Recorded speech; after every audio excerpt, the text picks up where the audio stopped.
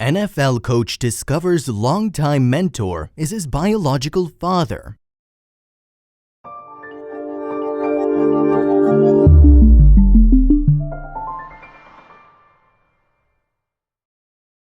But before we start, please make sure to subscribe to m&rtv and hit the bell so you never miss any upload from us. Also, leave a like right now. Deland McCullough spent his entire life knowing that he wasn't biologically related to his family. Yes, he still had a mother and a brother who supported him in everything he did, but Deland still felt like a piece of him was always missing. His adoptive mother didn't know where Deland came from, where he was born, or what his biological parents' names were. But with the birth of his fourth child and Ohio announcing the release of previously sealed family records, Deland finally decided it was time to find out where he came from. After years of wondering, Deland found his family in the most unexpected of places and was finally given the chance to know the parents he never knew. This is Deland's story. Kansas City Chiefs running backs coach Deland McCullough knew from a very young age that he was adopted, but it wasn't until he started having a family of his own that he began the search for his biological parents. Already 44 years old, Deland realized that it was about time he started asking questions about his biological family's background, even if his adoptive parents didn't know where he came from. Deland couldn't help but wonder where he got his deep voice and height from, and from which parent he inherited his introverted personality. As his own family grew, he wondered which family member passed on their muscular build onto his son Dason, or who else in his biological family had glasses like his other son Day. Up until now, the only mother that Deland ever knew was Adele Comer. She, along with her then-husband A.C. McCullough, adopted Deland when he was only 6 weeks old. At the time, Adele was living in a 3-bedroom house in Youngstown, Ohio, with her husband, a popular radio host at the time, and their young son Damon. The couple had just tragically lost their second son Alex to an intestinal birth defect at just 28 days, when they received a call from an adoption agency in Pennsylvania. The couple had been serving as foster parents for some time now, and after the death of their newborn son, Adele and AC were ready to adopt. The adoption agency informed the couple of a 6-week-old baby that was looking for a new home. Adele still remembers the first time she met Deland, who was named John at the time. It was January 1973, and baby Deland was sound asleep in a bassinet. But when the adoption agency worker put him into Adele's arms, he immediately woke up and locked eyes with his new mom. It was an instant connection. Adele told ESPN in an interview, "Love, mother-son love." Just 2 months after their first meeting, Deland was living with his new parents, Adele and AC. At first, life at home was great for the McCulloughs. They visited church frequently, went to barbecues, and hosted parties at their house. Adele and AC were working together to create a great family home for their children. Sadly, this didn't last. Deland had been a member of his adoptive family for only 2 years when his parents' marriage began to fall apart. Adele's father had a stroke and she brought him to live with a family, even though AC objected to the idea. AC thought it would be better for both Adele's dad and his own family if his father-in-law was put into a nursing home. Adele didn't listen and brought him to live with them anyways. Soon their marriage began to deteriorate and AC moved out, leaving Adele to care for her dad and 2 young children alone. When Adele reflects on this time in her family's lives, she said that her 2 sons went through a particularly difficult time. AC moving out was really hard for Deland, especially when he started elementary school. One day, Adele came home from work and found that Deland had cut up a couch that she'd just spent the past 2 years paying off on layaway. The other kids at school had been teasing Deland about his dad walking out on his family and about being adopted. They'd tell Deland that his mother didn't love him or that she loved him less than her biological son Damon. As a young boy, Deland was devastated. He went to his mother and asked her if she loved him less than his brother.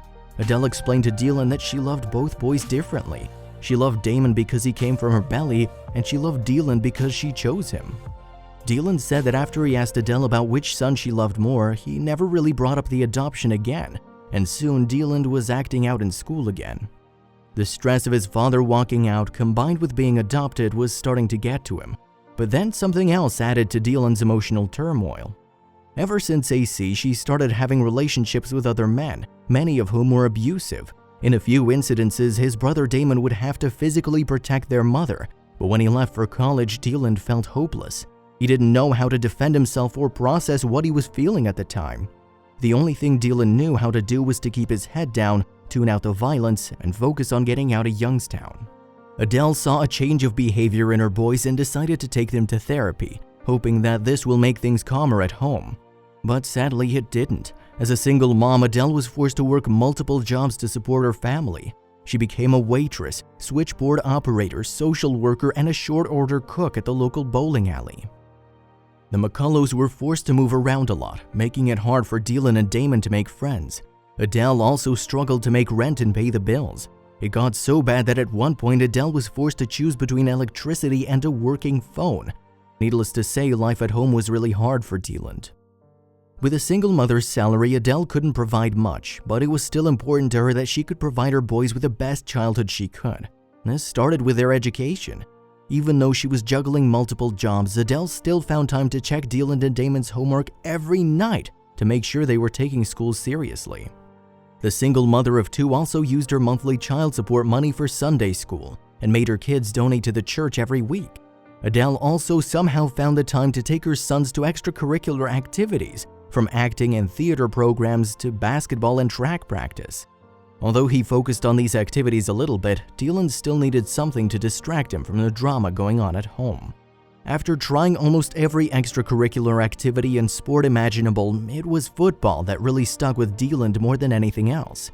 Deland said that his passion for football started at a young age when his mother signed him up for a Pee-wee league. The first time he heard the announcer say his name on the loudspeaker, a light went off in his head. Young Deland was in love. From that day on, the future Kansas City Chiefs running backs coach carried a football with him everywhere he went. At that point in his life, football was more of an escape than anything else.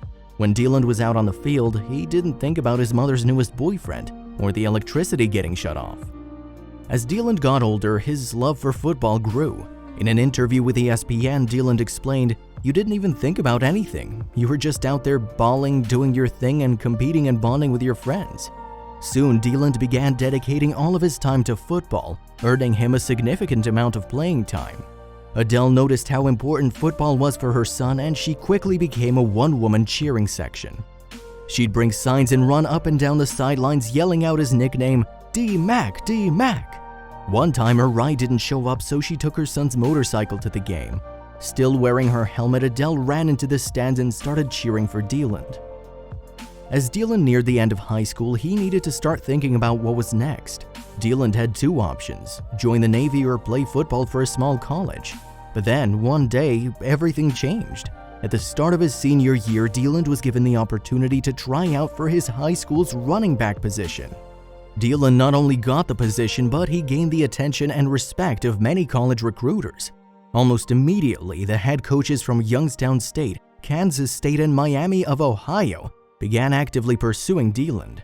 Finally, Deland had options. He just needed to decide which school he wanted to play for, not knowing at the time that this decision would completely change his life. The now 48-year-old still remembers the first time he met Sherman Smith, the running backs coach at Miami University. He was looking out of the window during his high school English class when a bright red Mercedes pulled up in front of the school. The man driving the car got out and walked towards the school's entrance. A few minutes later, Deland was called down to the office where the man was waiting for him. He had a deep voice, broad shoulders, and muscular arms. As soon as Sherman saw Deland, he smiled, put out his hand for a handshake, and introduced himself. Maybe it was the car or the lack of a father figure, but Deland knew one thing for sure: he was drawn to Sherman. Sherman, who played for the Seattle Seahawks before retiring and becoming the coach, came to convince Deland to play for his team in Miami. Even though he just met Sherman, Deland knew that he wanted to come play for him. "He had things that I hadn't seen out of a man or mentor," Deland told ESPN. "He was on top of his details. He was successful. He played in the NFL. He got his degree. I wasn't around that type of person." Sherman, who was also from Youngstown, knew that recruits from the area were good, but coaches told him that Deland was special. After not much convincing, Deland signed with the University of Miami, and Sherman became his new mentor. It was important to Sherman that all of his players knew they could count on him for anything. He would tell players that even if they weren't looking for a father, he was going to treat them all as if they were his sons. Sherman wanted to be a good influence on all his players' lives, which was exactly what Deland needed at the time. There was just a certain type of energy that Sherman had, and the whole room would just gravitate towards him.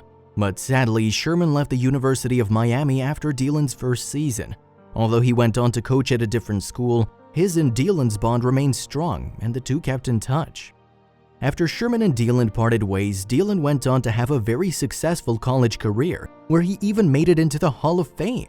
He was eventually signed to the Cincinnati Bengals and then to a few teams in Canada before a knee injury put his professional football career on hold indefinitely. Although his career as a football player never really took off, his love for football remained as strong as ever. After Deland got married and began to grow his family, he decided that he too wanted to become a football coach. But as he started his coaching career, unanswered questions about his biological family took over his mind. Deland needed to find out where he came from. It was actually the birth of Deland's fourth child that really pushed him to find out who his biological family was. Each time he and his wife Darnell welcomed another baby into their family, the couple could only provide a medical history for Darnell's side of the family. Deland, who didn't speak about his adoption, was reminded every time that something from his life was missing. Deland found himself at 44 years old with a wife, 4 kids, and a promising football coaching career, but he still had no idea who he was or where he came from. But then in 2015, Ohio and Pennsylvania finally opened adoption records, giving Deland hope he was one step closer to finding his parents. By now, Deland couldn't get the idea of finding his biological parents out of his head. Deland already had a loving and supportive mother at home, but now that he was a parent himself, Deland felt a void of not knowing his family history deepening. This motivated him to fill out all the necessary paperwork to obtain his adoption records. Then in 2017, more than a year after he submitted his request, Deland received his adoption papers in the mail. The moment of truth was finally here. After years of waiting, he was finally going to figure out who he really was. Deland opened the envelope, and for the first time in his life, he saw his original birth certificate. Anxiety took over Deland as he read his birth certificate.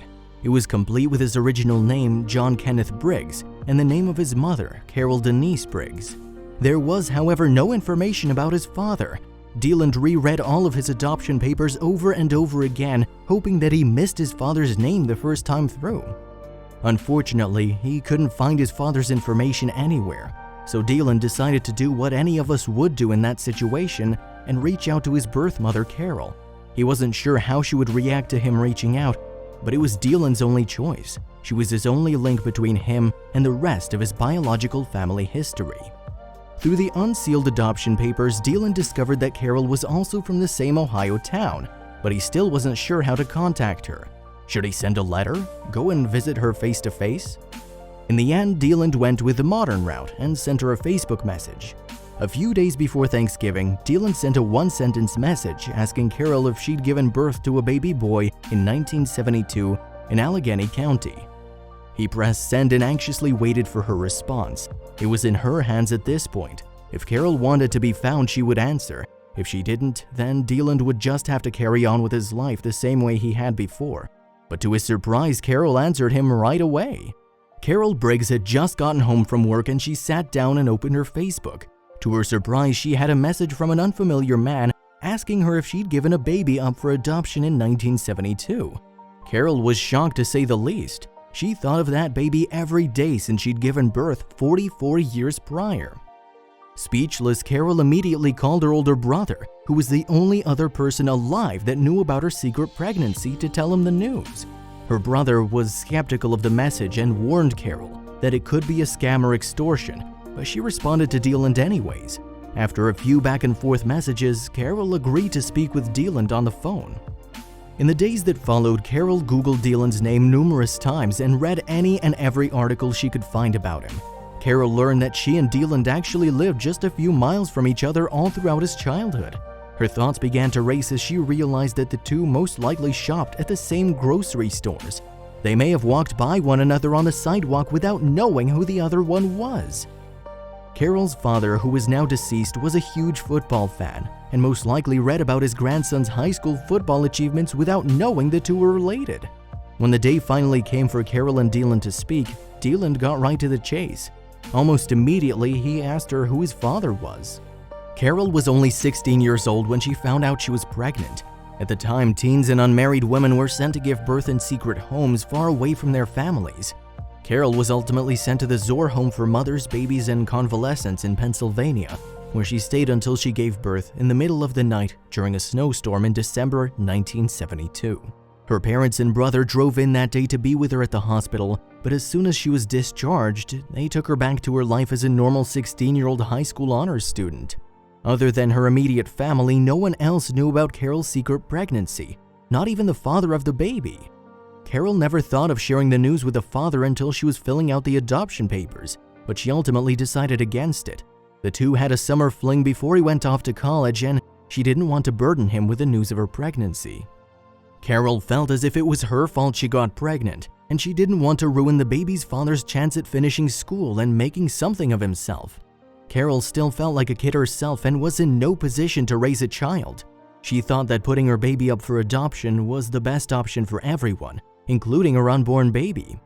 Carol was told by the adoption agency that her baby was going to be sent to a doctor and his wife in Ohio, but little did she know that wasn't the case.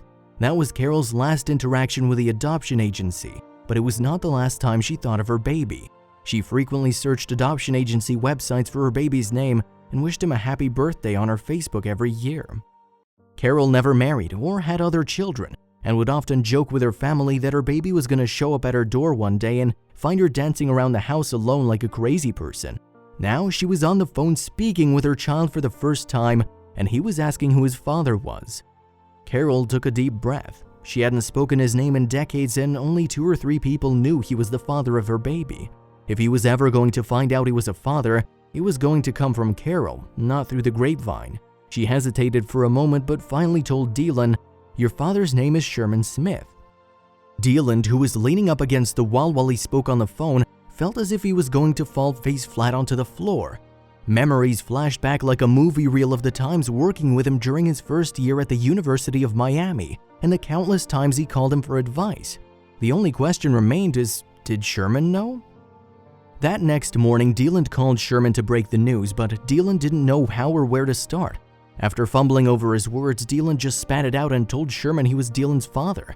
Sherman instantly became silent. He hadn't thought about Carol since their fling before he went off to college.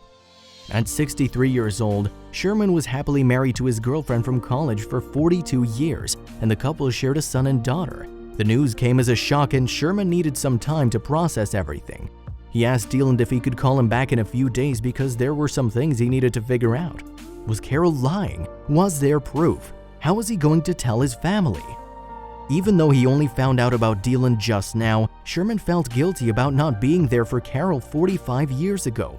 His whole career was about making a difference in young men's lives and teaching them about responsibility and accountability. How could his athletes look up to him when Sherman himself didn't practice what he preached? The 63-year-old found himself even hoping that a paternity test would prove that he wasn't the father, which made him feel even guiltier. After thinking everything over, Sherman decided he wanted to speak with Carol. He may not have all the answers now, but Sherman hoped that speaking with Carol would soothe some of his anxiety. So after not speaking for 45 years, Sherman called Carol. Carol was dreading this conversation with Sherman. She was embarrassed and ashamed that she hadn't told him about his son all those years ago, and she didn't know how Sherman would react. But there was no need to worry. Sherman was calm, and the two spent a long time catching up before they even got to the subject of Deland. When the topic was finally brought up, Carol apologized and explained why she kept the pregnancy a secret. Sherman understood and explained to Carol that their son was a good man and she had nothing to worry about. After the conversation, both Carol and Sherman felt a sense of relief. Finally, Sherman was ready to speak to his family. Sherman sat down with his family and told them the news. He explained how Sherman recruited Deland all those years ago and how the two shared a special bond on and off the field. He explained how everyone on the team would tease the two, laughing that Sherman and Deland looked and acted like the same person. He also showed his family pictures and news articles about Deland while everyone sat there in awe. The resemblance between the two was uncanny. After speaking with his family, Sherman realized that he really cared for Deland and felt bad for what he went through.